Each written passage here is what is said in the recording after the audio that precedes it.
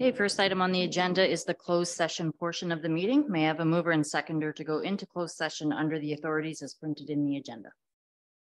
Councillor Brand. Councillor Smith. All in favor? All hands rising, motion is carried.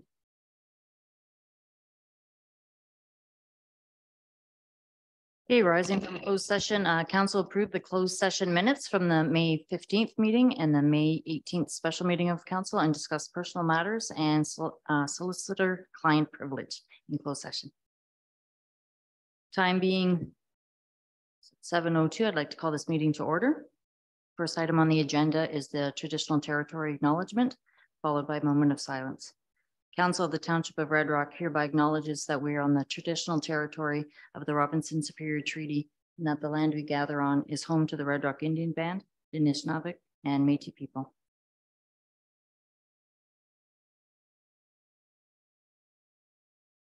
Okay, next item on the agenda is the Seniors Month proclamation. Whereas Seniors Month is an annual nationwide celebration, and whereas seniors have contributed and continue to contribute immensely in the life and vibrancy of the community, and whereas seniors continue to serve as leaders, mentors, volunteers, and important and active members of this community, and whereas their contributions, past and present, warrant appreciation and recognition, and their stories deserve to be told. And whereas the health and well-being of seniors in the interest of all and further adds to the health and well-being of the community. And whereas the knowledge and experience seniors pass on to us continues to benefit all. Therefore, may I have a mover and seconder for motion to proclaim June 1st to the 30th, 2023 as Seniors Month in the Township of Red Rock and encourage all residents to recognize and celebrate the accomplishments of the seniors. Councillor Gladden, Councillor Smith, all in favor? All hands rising, motion is carried. Administration advises that there are no additions to the agenda. Do any members of council wish to make amendments to the agenda? Okay, seeing none, is there a mover and seconder for a motion to approve the agenda as presented? Councillor Gladden, Councillor Muir, all in favor? All hands rising, motion is carried. Are there any declarations of interest to disclose? No, seeing none. Okay, do we have? Not here, right? Okay. So we were going to have a presentation from Staff Sergeant Dave Moscow, but he's not here this evening. So do we have any questions on the reports or should we wait and have him come back?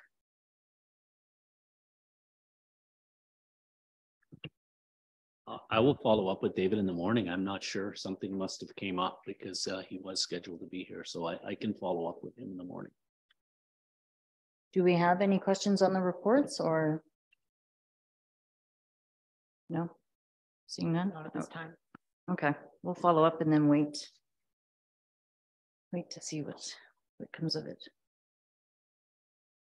Okay, minutes of the last regular meeting, May 15th, are at items 5.1 of the agenda. Are there any errors or omissions to note the minutes? Okay, seeing none, can I have a mover and seconder for a motion to approve the minutes at 5.1? Councillor Gladden, Councillor Smith, all in favor? All hands rising, motion's carried. Minutes of last special meeting, May 18th, are at items 5.1 of the agenda.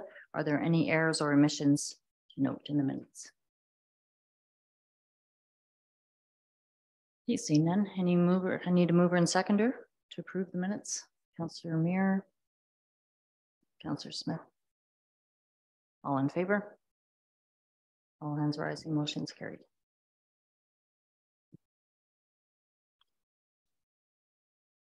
Okay, item 6.1, resolution from other municipalities. Do any members have any comments on this item? Councillor Muir. Yeah, I'd like to support it. There's an opioid crisis that's it's tearing through everywhere, so they've got to do something here.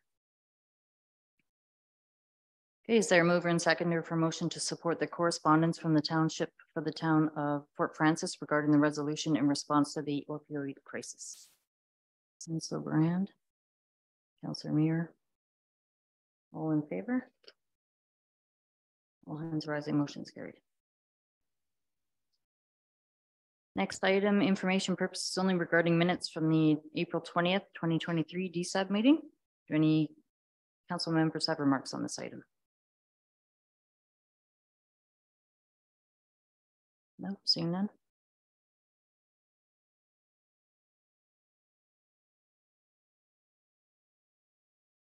Okay, 6.3, information purposes only regarding a letter from NOMA to the Minister of Environment relating to boreal caribou protection order in Ontario. Do any members of council have remarks on this?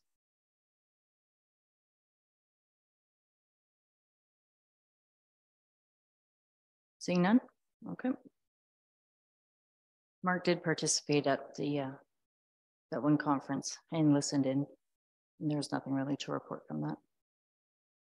No, this letter kind of came out of that because it was a request to the federal government to come to the table, basically on that as that's regulated in that manner. So yeah, it's ongoing, and we'll continue to update as anything happens with that situation.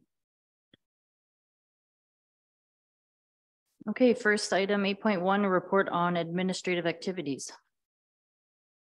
Do any members have questions of Mr. Figuerini?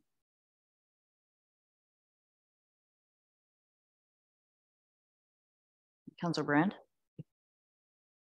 So the EMS was canceled and we're still, then you haven't had any news as to the next date, correct? That was just, yes. Is that? Yes, I haven't, there was, and our condolences, there was a tragic loss in the ranks at the EMS. So the meeting for the 7th of June has been rescheduled or is going to be rescheduled. I don't have a date as of yet. I think their heads are in another place right now. So they need a few days to, I'm sure, get wrapped around that. And the original scheduled meeting is the date of the funeral. So. Councillor Smith. Do you want to talk about the audit process that you said it's completing now, or what's the ETA for that? Yeah, for sure. I was going to give an update on all of the back items. So the audit process, yeah, it's basically complete. They're still working on a few small details, but the plan, and that's is to have them present to council the second meeting of June. So tentatively, that's the plan right now. Yeah, so that's obviously 2022's audit. If you look at number 4, the FIR, or the financial information return for 2022, so a bit of a success story here.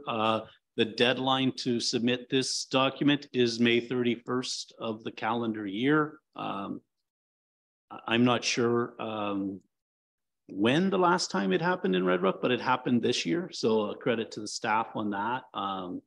That was a lot. That is a lot of work, and it is a driver on how timely we receive our funding, especially OMPF from the government. So that was a good news story, and one that if you look back from I guess the times of 2020 to 2021 and 2 with the software changes, the changes in staffing around that, again, credit to the whole staff, because that's an accomplishment that is very, very much appreciated by me, that's for sure, in my role.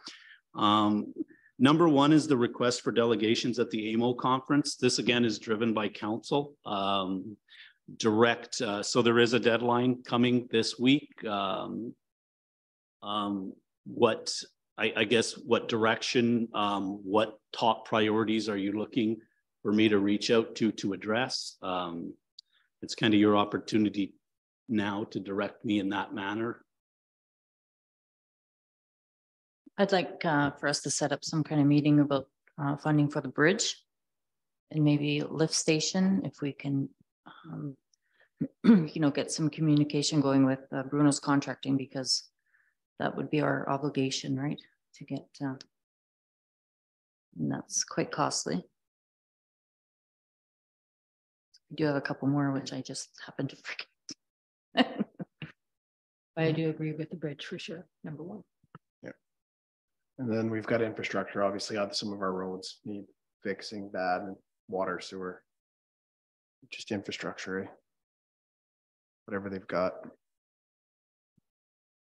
So I know we mentioned last year that the Red Rock Road, they were looking at resurfacing it within 5 years, like there was that kind of timeline. Is that something that we can probably discuss and then make sure that we're on their radar?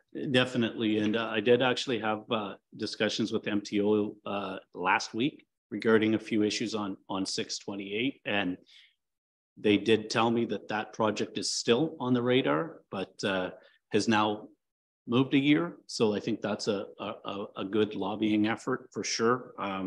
It's kind of, I guess, exactly kind of what I was thinking around a few things as well. I mean, the bridge eventually is going to be something that we need to address on a full change out for sure.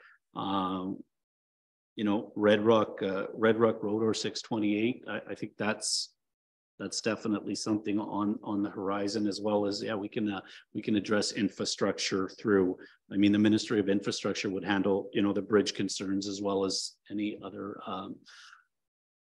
concerns, including, I guess, the lift station at that point. But yeah, no, for sure.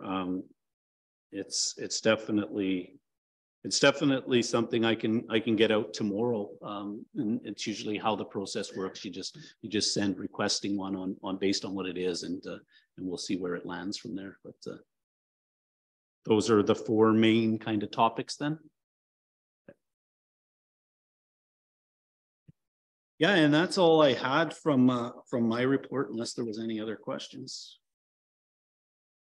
Any other questions or comments? Okay, seeing none, is there a mover and seconder for motion to receive the report? Councillor Smith, Councillor Gladden, all in favor? All hands are rising, motion is carried.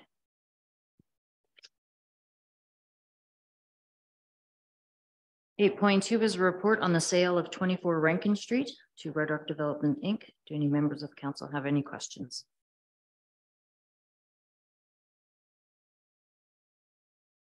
I think that's a fair price.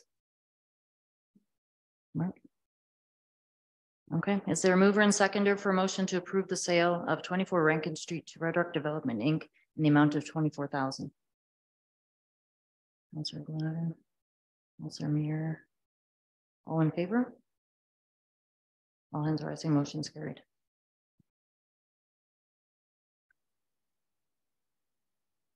Okay, next item 8.3 are requests from Councillor Smith for the agenda. Councillor Smith, would you like to speak to?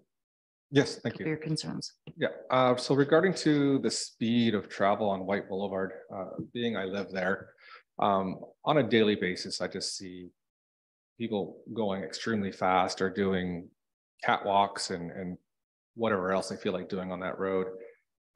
So I just wanted to see what our options were, whether it was speed humps on there or anything to kind of help deter during the summer months, or, you know, spring to fall months, to deter people from using it as a dragway, especially since I know a lot of kids cross that road from one side of town to the other, like constantly going across. And I've also heard from other citizens that, you know, close calls with kids and cars and stuff. And I know it's not always the car's fault, but having, you know, possibly, you know, seasonal speed humps in there just to deter people from racing down would be, I don't know if that is an option or not, but just whatever options we have for that.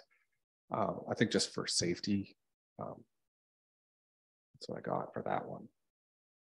I think maybe when you reach out to Staff Sergeant Moscow, you can raise those concerns and ask him what our options are. It would have been, because we could have asked him tonight if he was here, right? I know I've spoken to him the last few years, multiple times certain issues like that, because the speed limit is 50 in Red Rock, right? Most people don't do it, but there are a few that do, unfortunately. So I do know he had a couple things in mind, but if you can reach out and ask him, and then he can get back to us. Yeah, I was kind of hoping he'd be here as well when that was Yeah. on there. And I can reach out and look at options, because I mean, from what I gather, a lot of it would be handled under the Highway Traffic Act, but again, I'll look into options, or at least speak to him to get a clear understanding of what we can do. It might even be able to start with a kind of a watch from the OPP on that area, just as a quick kind of fix. But yeah, no, we'll definitely look into that.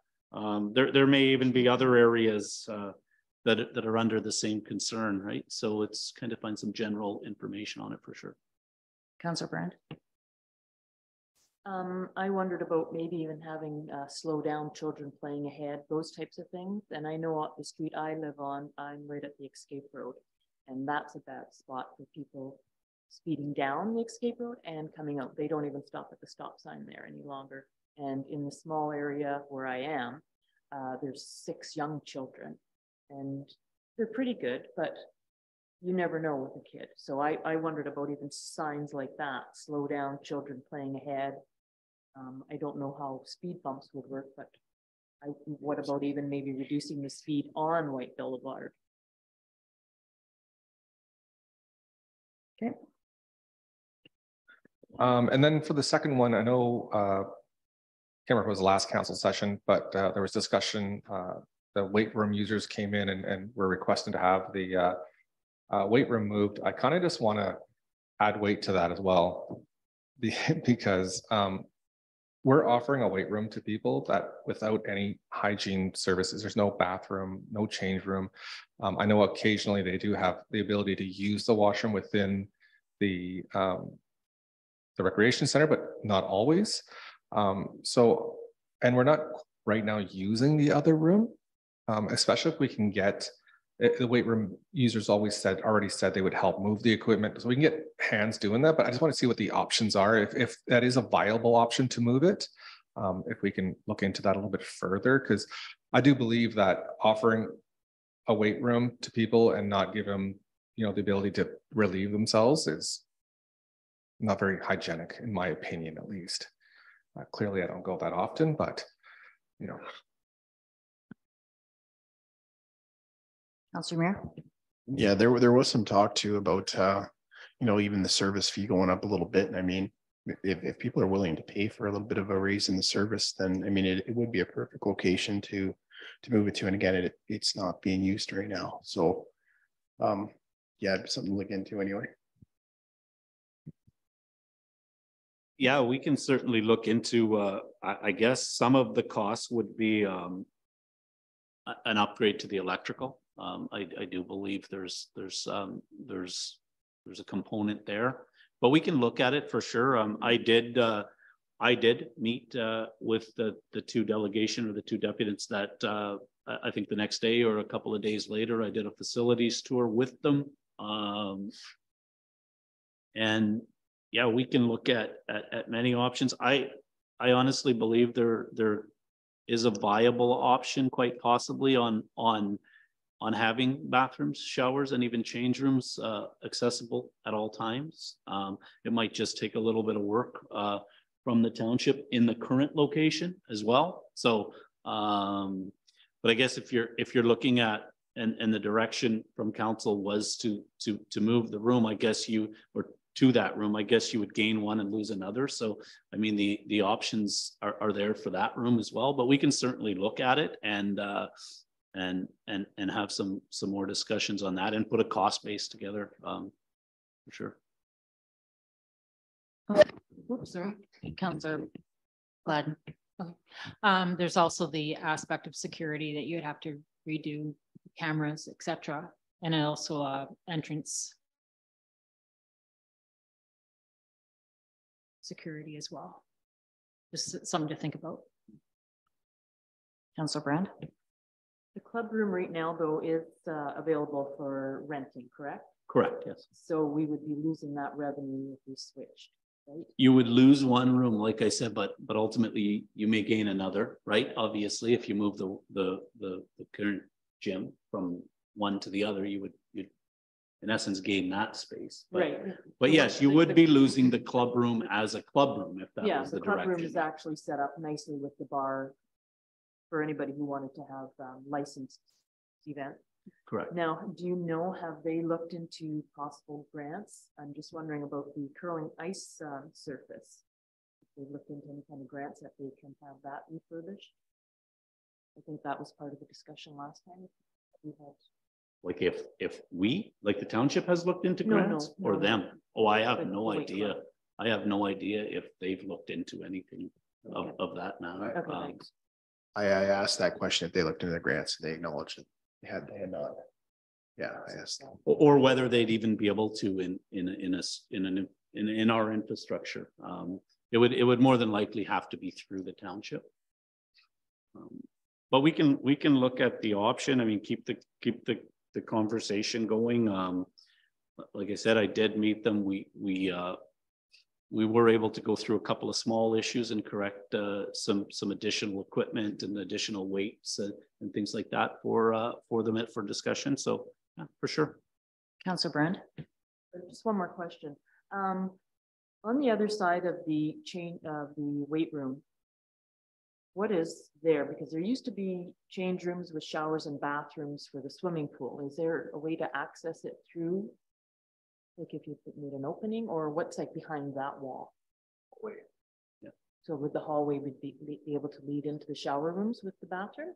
Into the back hall that goes down to the old pumps and the go- shop. The bathrooms are there because the weight room. The weight room used to be in the golden room, remember? And then you could have the showers and everything was there, but yeah.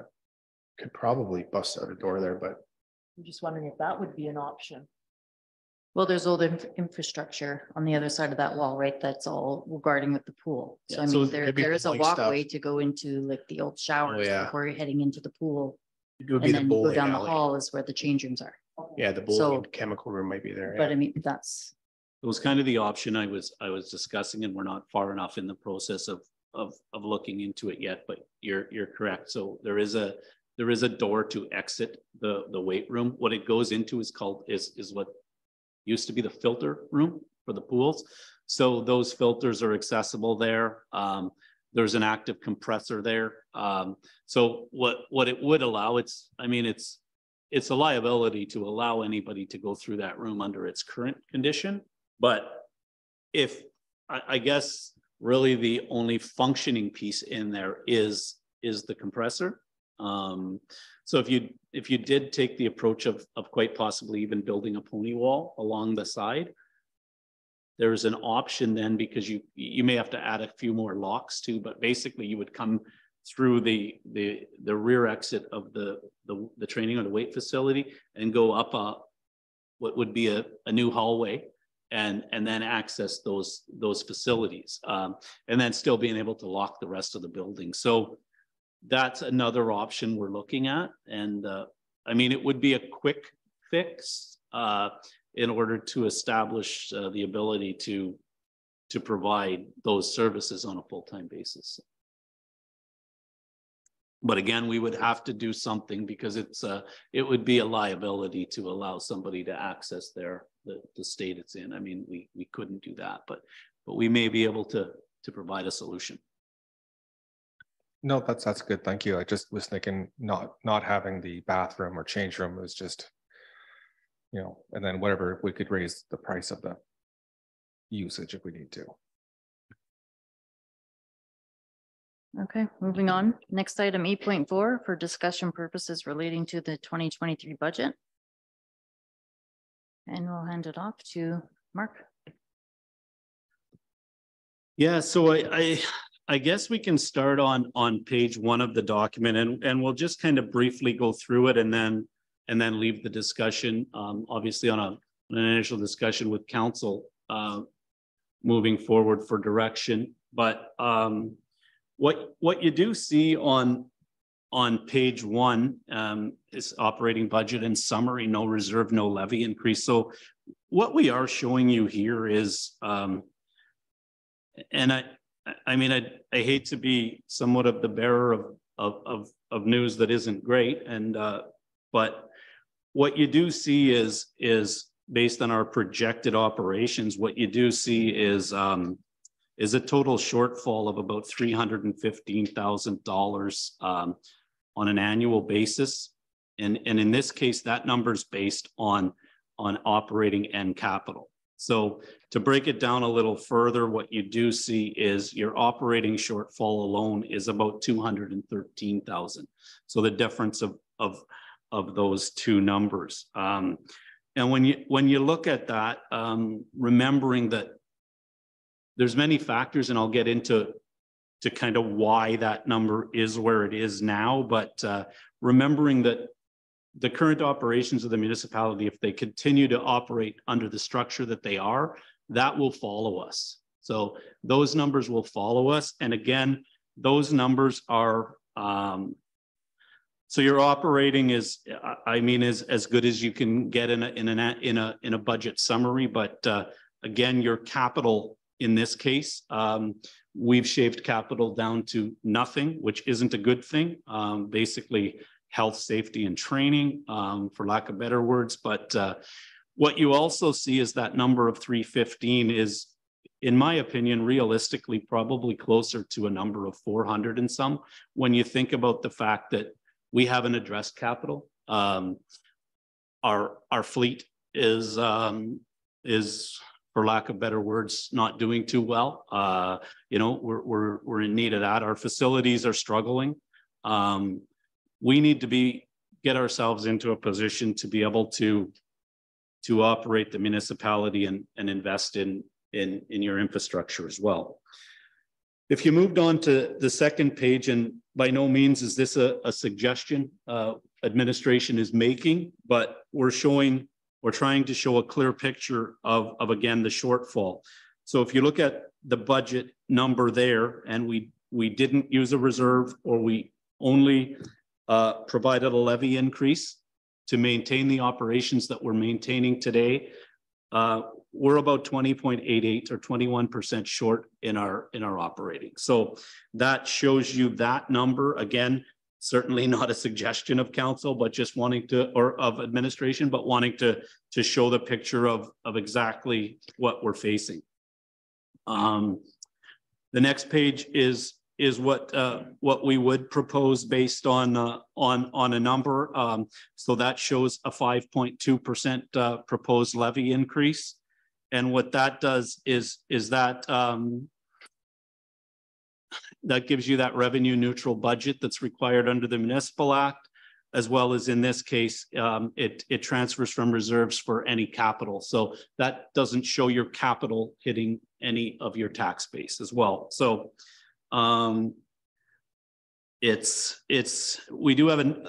we did throw another option or just some examples on the table for discussion, but remembering that in the township of Red Rock, 1% tax increase represents approximately $15,000. So every 1% is $15,000. So if you went on to the next page, and again, I'll just kind of summarize it, and then we can discuss it as a group, but total expenses by category.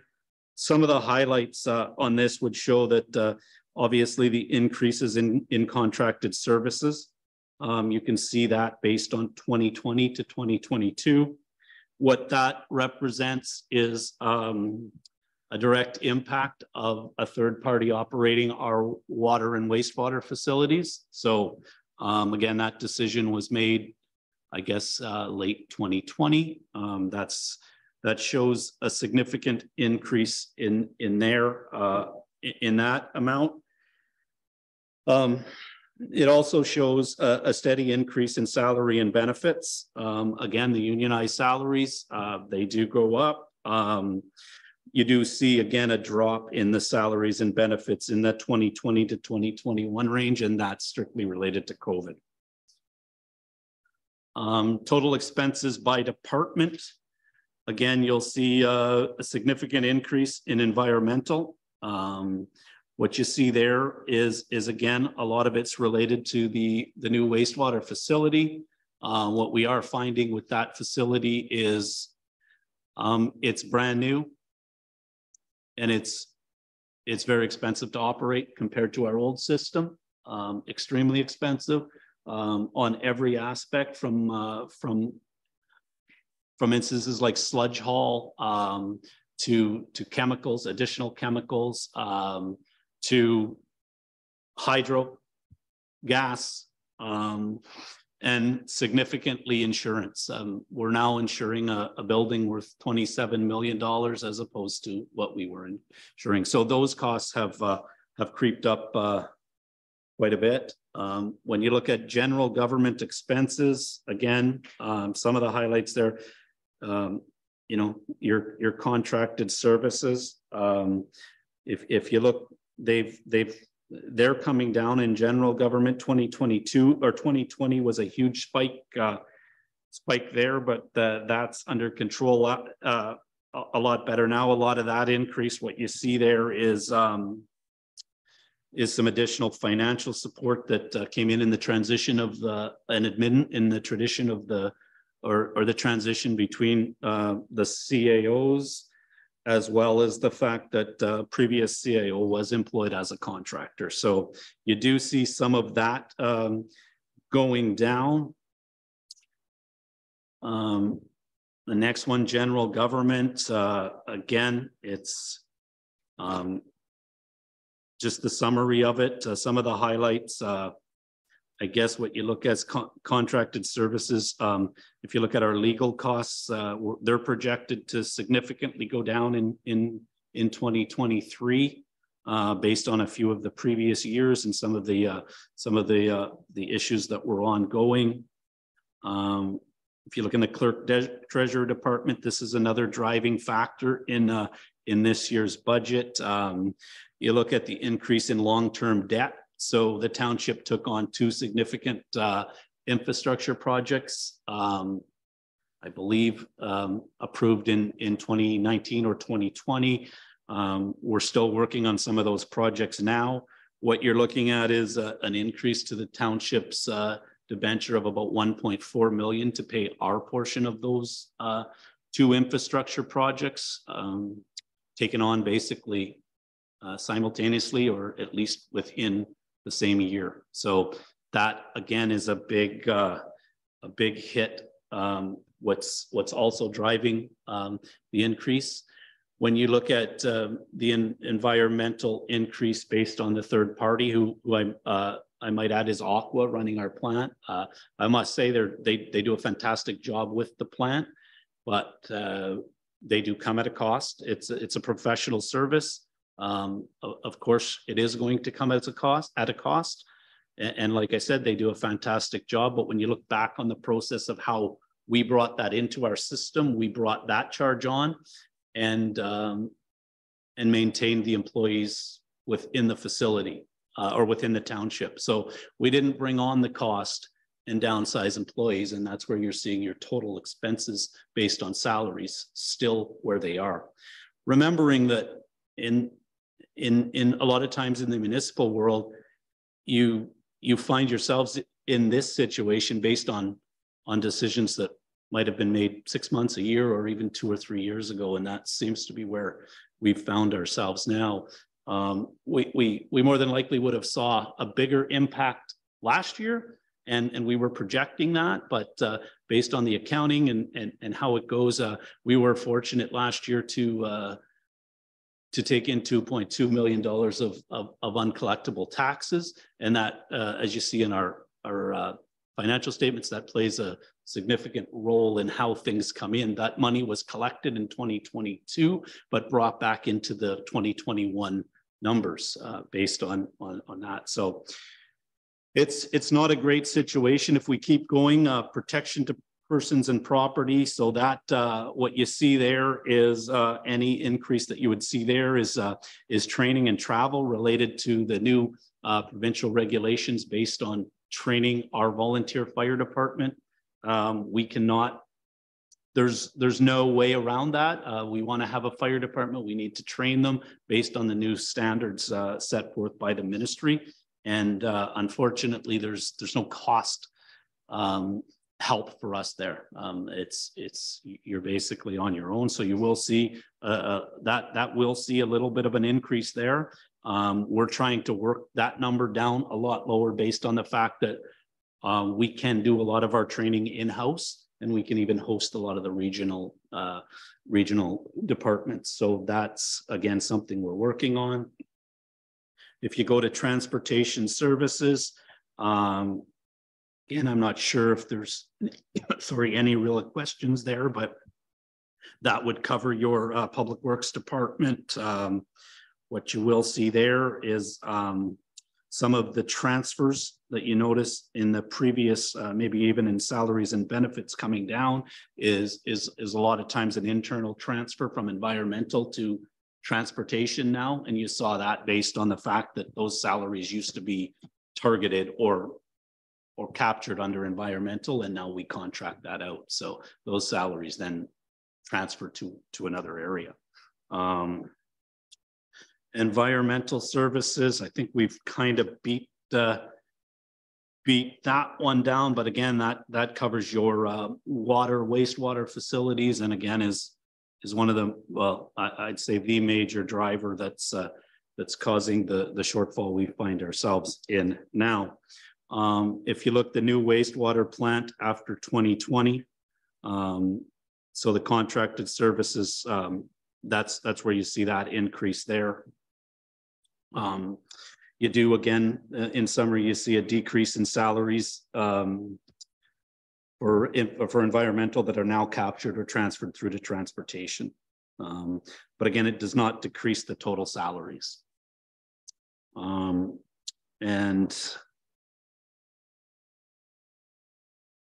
health services, I mean, these ones are your basic standard. That's your ambulance and district health unit levies, pretty standard. There's not much we could do there with that, as well as the next slide on social and family services, your district social service costs, recreation and culture services. It's a little bit of a misleading graph because it shows that the salaries and benefits are significantly up in that department.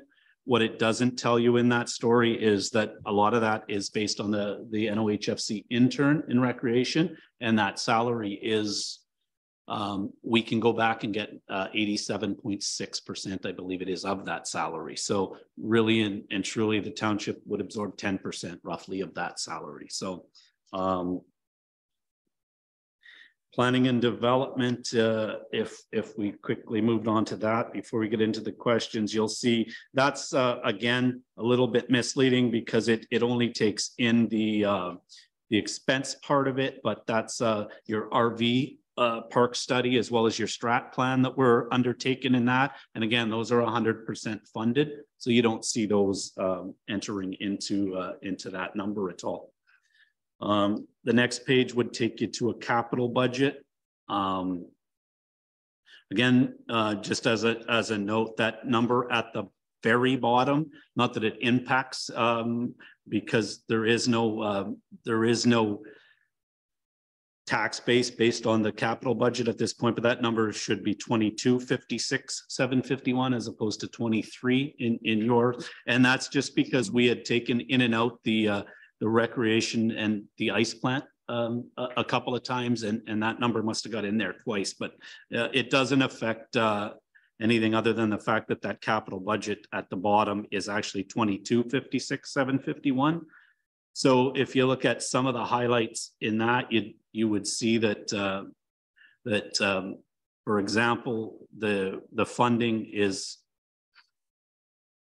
again, you'll see nothing in the levy line, and we've left that out of the tax base this year and kept it as skinny as we possibly could based on where we stand. The funding pieces where you'll see line 2, that's talking about the government funding based on the numbers we get for projects from the government. The debenture part is the is the 450,000 that you see. And that's based on what we're going to have to fund from the recreation project this year. So the municipal portion of that is 450,000. So again, the last year's number for the Brompton Road project was 800 and some, so 8 or 9. So we're in that $1.3 million range. That is a township cost based on that, and we're projecting to debenture that, which would cost us an additional $100,000 roughly a month. So, and then if you went to the next page, just kind of summarizes for council kind of a reserve fund balance summary, and it'll show some of the monies that we're projecting to use to ultimately balance or do our best to balance a budget this year as a target. But like I said, the ultimate work will begin at that point, because any way you look at it, to operate the way we are, if that's the direction of council, we're definitely going to be that number short. So we can use that as our guide. We put another example in there based on just that number I was talking about before, where 1% represents 15,000. So we put an example in there at 3.2%. If we did, just so you saw what. So basically, there's where you see that number of 30,232, which if the proposed is 5.2. If council can set that at whatever they like, that's the direction of council. But we gave you this example based on where we are operating, and if we were to change from that number, we would simply need to borrow from reserves. Based on the fact that we may or may not use them. Again, this is it's an estimate in time, but the work will begin after that based on the fact that we have to pass a balanced budget, and we know that that's going to follow us. So not sure how, Mayor Robinson, you want to field the rest, but that's all I have. And I can hopefully answer any questions or take direction from council. Thanks again for the document. I mean, it's well thought out, well written, and you guys have put a lot of work into it. So do any members of council have questions? Would like to speak on numbers? Councillor Muir? Yeah, there is a lot of work put in this, obviously, 100%. It's a well thought out plan. The biggest thing for me is when we're looking at, obviously we've got a lot of expenses. We've got a lot of expenses. We know we got a lot of expenses. We know everything's creeping up price wise. We don't have any revenue. We've got no revenue. We have to look at a way to make some revenue, because we're looking at this right now. Say we go with a 5.2% increase. Any new house built in the subdivision that we're waiting on, right off the hop, you're in a tax bracket there in the municipality where it's going to be hard to sell a house. I mean, I'm having a hard time understanding. I mean, the spread of taxes is pretty far and few between. Like, you look at the amount of who's paying what. We're looking at, a big gap between some people are paying a ton of money and some are paying less than $1,000 for it. So this is making this decision very difficult, because there's a lot of people paying a lot, well over $6,000 for taxes a year. I'm getting close on that, and that's easy because I've got a mortgage. I tie my taxes into my mortgage. But for those people that don't have a mortgage and they're making those payments, that's a big. It's hard to say to go retire in beautiful Red Rock when you're paying $8,000 a month on a place you already own. It's tough. I do want to see how we can brainstorm some revenue options. I think we've got to. I think we got to do something here. And just remember, or keep in mind, right? Like MPAC makes this, right? They assessed the houses. It's not the township of Red Rock that assessed that. Okay, some people. Yeah, sorry, Some you're people 100% don't correct, understand yes. that, so it's not the Yeah, township no, is saying no, this it's is what not. your house is valued at, so this is. the No, tax. it's not. Okay. It is 100% not the township that's done that. That's what's put us in the position right now is looking at the way it's been done, because some houses have been assessed properly, and dare I say some haven't. So there are those people who have taken out building permits that have had MPAC come in and assess their house that are paying a premium for taxes, and they're carrying the tax burden in this town right now. So when we look at a 5.2% increase, to them, that's a ton of money. Now, if you look at some folks that are paying what they're paying, a 20% increase may not be that much. A 5.2% increase, if you're paying less than $1,000 right now, it's $24 a year. That's I don't know how many coffees now, but $24 a month, right? So, for that increase. So, I mean, that's the problem right now. Is there's people paying way too much that are going to hit hard with this, and there's people that aren't paying enough that aren't going to get hit as hard. And that's the sad reality. So that's what's making this tough. It's definitely, I don't disagree with what you're saying. I'll provide a bit of information. So the average homeowner, and again, remembering we're using averages in Red Rock, pays about $2,365 a year. So $2,365. That's based on residential numbers. So when you look at that number, you would see at 5.2 about $123 a year, roughly. If it was 3.2, for example, it'd be 75. Again, I'm using averages. So when you look at that, if you take that and times it by our tax rate in 2022, that represents a home of about $63,000 in assessment. So, and if you look at our numbers based on that amount, it's where we see a significant amount of our homes. So you're not incorrect in what you're saying. You're actually correct based on assessment. And that's something we can't control. Unfortunately, we can't even control the increase. We can't say, okay, we're going to give an increase under the Municipal Act. We can't say, okay, we're going to give an increase to somebody who only pays $2,300, 2%. Or say we're going to give that person 10% and the one who's assessed higher, lower. I wish we could, because it would make life easier. Generally speaking, we have an act we follow, and realistically, it's a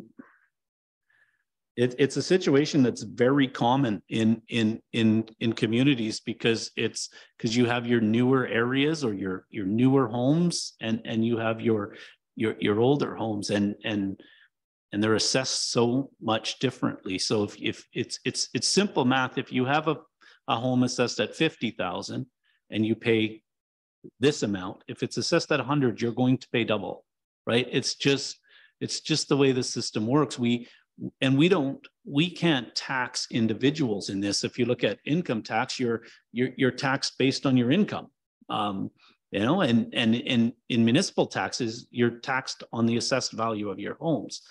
So it's kind of another one when we were touching base on the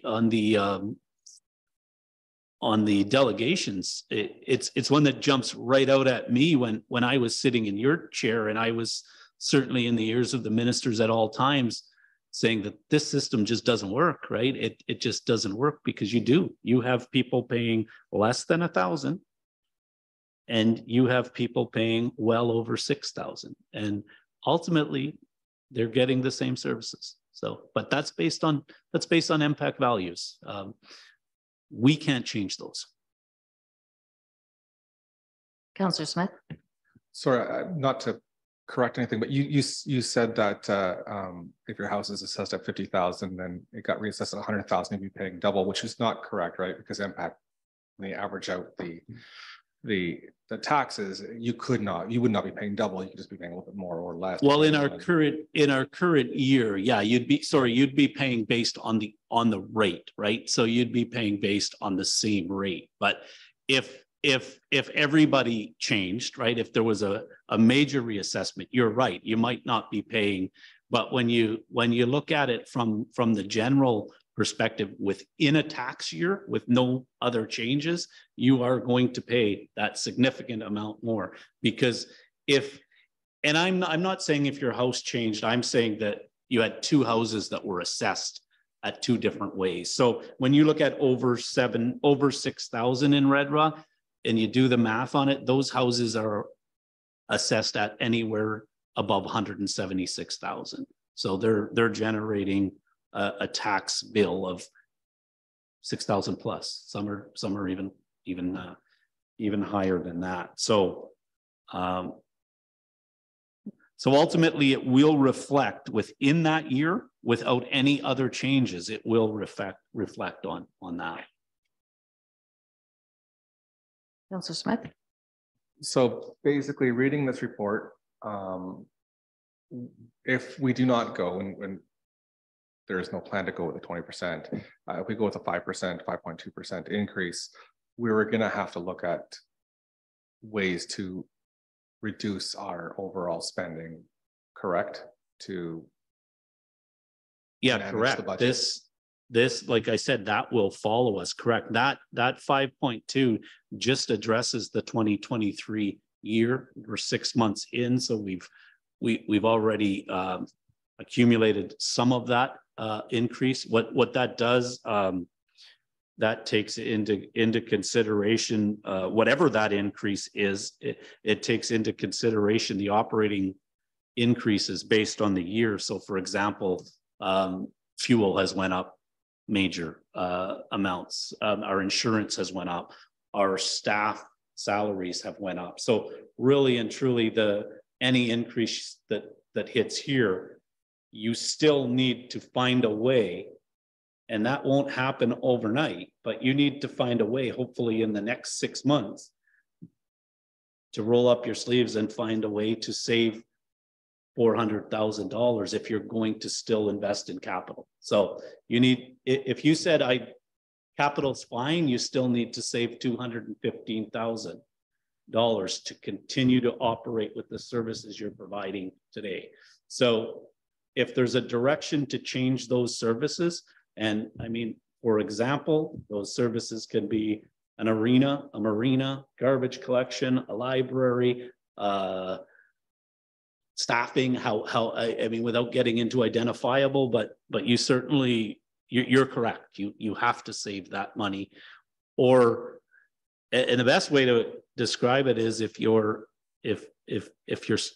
looking at your personal spending and you're bringing in $50, you're spending 75. I guess it's a bad example because in your personal, you could use a line of credit, and in the municipal world, you can't.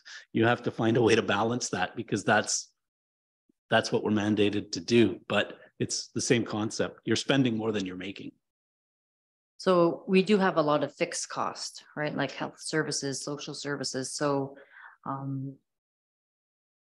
where we would need to look at is in recreation and culture, transportation, and general governance is where we would be having to look at, right? Yeah, the fixed costs, like for example, your social service levies, your health levies, they're 100% fixed. So you could look, yeah, there's nothing you can do about that. Councillor Muir. Yeah, that's exactly. It was just to further what Mayor Robinson said. Yeah, there's fixed costs that are fixed. They're forever there. But I mean, unfortunately, I think some tough decisions have to be made. And I mean, to be honest with you, if we're looking at 5.2 this year, next year, the year after, that's just going to lead to that 20% increase. And it's just going to lead to people saying, no, I'm not going to stick around here. We're paying too much. Some people, but then like I said, until we get caught up and we get it balanced out and go from there. But I mean, I think everything's got to be on the table right now. I think we need to have some serious discussion on this. Any other questions or comments? What it boils down to is you have about 350 properties or assessed properties that pay between, say, $3,500 and less for the year, which is manageable. That's why everybody wants to keep the services, or they want, to keep it status quo. But it's the high end ratepayers, you know, that we're trying to manage. So we're going to make, you know, some changes in the community that 3/4 of the people still want. So that's basically what we're dealing with here. So I guess to rebuttal that is, if we're expecting people to be paying extra, then I see no reason why we don't charge more for what we're doing then. Like, the services need to be charged accordingly, because we can't rely on that. I think 72% of people are paying under 3,000. So we can't rely on that percentage of people. I bring down here. Because I mean, the reality is, like, we just can't rely on those people paying the top tier rate to carry the tax burden. Like, it's not fair. It's not fair. And again, that's the municipal, because the reality is, had the government gave us $9.3 million, we could have just had septic fields in all of our backyards and not built that monstrosity of a plant down there that we can't afford to run. Right. I mean, that's the end of it. The government, they say, here, you need this, got no choice. Right. So I'm like, Superior, you're building this. And now we're sitting here going, okay, well, now, you know, we got to pay for it. But it's just not fair that a small percentage are paying the bulk. We got to really look at a revenue stream that's going to kind of, you know, balance everything. Right. Again, we're all getting the same services. And I mean, you shouldn't be penalized for having a nice house. You shouldn't be penalized for taking care of your place. And that was a choice you made. You shouldn't be. And I feel like people are being penalized for it, for having a nice place in Red Rock. You're being penalized because you could have that same house in Thunder Bay for half of the tax. And again, it's MPAC, and it is. But we got to do something for revenue to offset these costs. And again, I'm prepared to look at what we need to do, make some hard decisions. We need to, honestly, I'm going to say it, if we need to sell that rec center and have it run by a third party to start making revenue through there, then that's something we need to look at, because we have a building there that's costing how much? We are putting ice in. We don't have any hockey teams. We don't have figure skating. We don't have curling. We got a weight room that we're kind of humming and hawing about moving, empty this, empty that, leaky roof. You know what? We don't have the money to fix it. We do, but you know, we're going to pay a lot for it. So, I mean, it'll still be here. It'll still be run. Why not? Put a for sale sign on it. Yeah, and revenue is always a tricky one in the municipal world, because there's only so many avenues. I mean, you have your funding from the government that is set, right? You have your OMPF, you have your OSIF, you have your federal gas tax. It's not nearly enough. But user fees and taxation are really the only other avenues you have. And of course, they're not enough. So you take some examples, and you're right. You run arenas. There's some revenue associated. I mean, very little, but the expenses, it's no different. You run a marina. Anything you're running, it's going to significantly cost you dollars. And you're correct. There's some tough decisions to make, and that's the direction that administration kind of needs going into this, because if we're directed to operate the way we are, then that's fine. We can adjust to that. But I mean, if we're directed, because there's a bit of misconception, because we are directed, for example, to put ice in an arena, but yet now if I hear that we shouldn't, I mean, it's a little bit misleading, because we get directed to do that. We go looking for that funding. And so it's, I guess, coming out of these discussions, and I mean, you will direct, I guess, myself through administration on how to balance this. I mean, based on services, right? I mean, the decisions ultimately, services, if you look at services, it ultimately affects, it affects us in other ways. And I mean, those discussions, obviously, if we get into identifiable, don't happen here in an open session, but realistically, some of the decisions that we have and the way we operate now, to answer correctly, we really need to make some tough changes. It's not a great situation. I'm fine with the 5.2, knowing that there's going to be operational changes. There could be reduced hours, there could be staffing, whatever. But I myself, with what you've proposed with the 5.2 and the 3.2, I'm in favor of that, knowing that there's going to be some significant changes within the municipality. I'm in agreement with the mayor.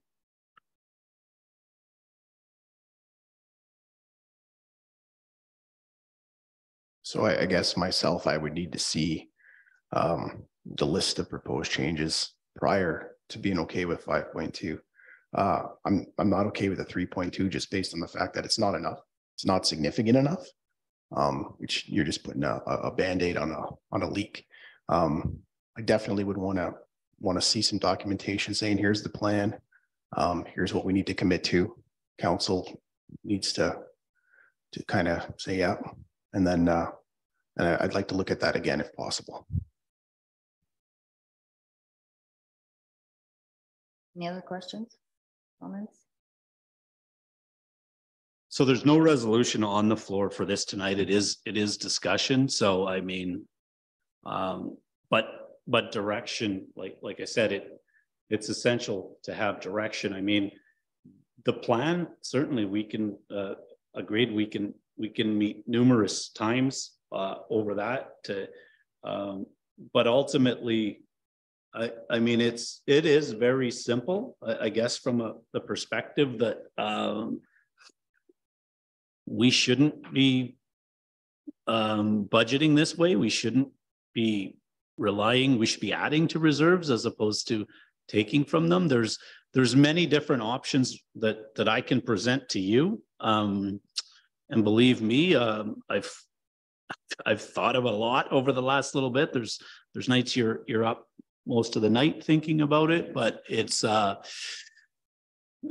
plan is, I mean, to save that kind of money going in, and that might, honestly, that's not going to be overnight. That might take the rest of this year. We didn't get here based on a year, and it very well might take a while, and there's going to be some significant decisions, and we're not talking about saving a small amount of money. When you look at a budget of $3.5 million and you're running, and I'll use 315 because that's the only number we know, other than the fact that I know right now that our capital infrastructure could easily use double what we're putting in there. Like I said, it's falling apart. I mean, there's no doubt about it. We took on $1.4 million worth of debt in the last 3 years, based on projects in the same year, like I said, and we're now operating a facility at third party with the same amount of personnel that we had prior. There's other factors. There's certainly other factors along the way, but those are the main ones. Councilor Mayor. Yeah, I think it's there could be big, there could be little, there could be small things. I mean, I think last term, and again this term too, like council, I'm prepared. July and August, we cut the meetings down. Don't pay me. I'm not earning the money those months. Don't pay me. And that's just something I can do because I know that we have to do. We've got to pull together and do what we got to do here. So I mean, I'm prepared to do that. So I mean, right? We got to be prepared. I think. So some members of council don't want to give direction on a percentage because you want to see ahead of time what the changes will be, not even knowing that that's a possibility. Is that what I'm getting? Well, my personal opinion, I wouldn't mind to see, a list, having a discussion on the list of what needs something to look at. And then again, I would feel better seeing a list and knowing the direction we're heading with what we have to do, and then saying, okay, well, sacrifices here, then sacrifices there, because it's going to be, we're all going to have to sacrifice a little bit, I think, to get this going. But as of right now, I wouldn't mind having another week, having another meeting, and a little bit of a recommendation list.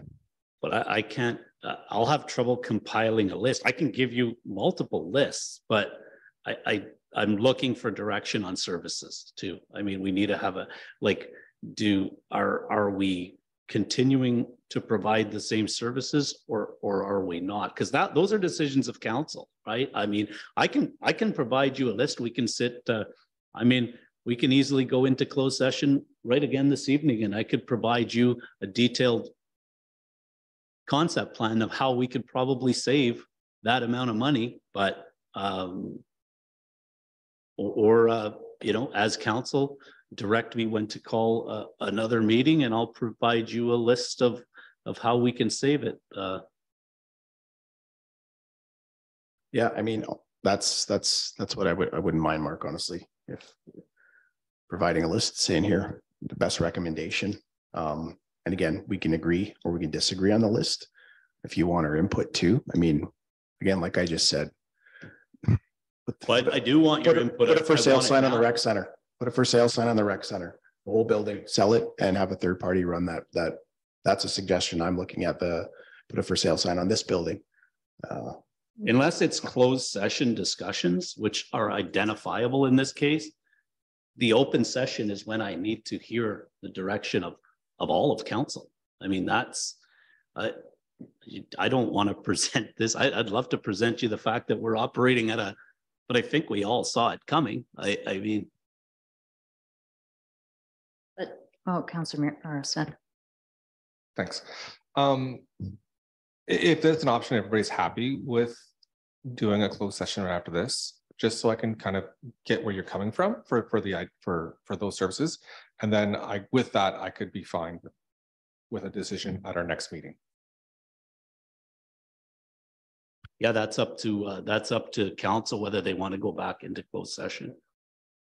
Okay, so do we want to go back into closed session since we're here? Well, we can do closed now, or we can do closed prior to the next meeting if you want need time to prepare. Or well, I can certainly give you some options right now as as that discussion, and again, that's all I'm hearing. So what I am hearing, I guess, is that we want to operate as we are.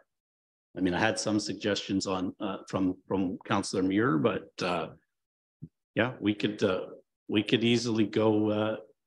We have to go into closed session if we're going to identify anything, because it ultimately gets back to identifiable, and we certainly can't do that in open session again, or sorry, yeah, in open session. So. Okay, so I think we'll go into closed session and we'll discuss, right? Let's see here. So under personal matters about an identifiable individual, including municipal and local board employees. Proposed or pending, no. Labor relations or employee negotiations.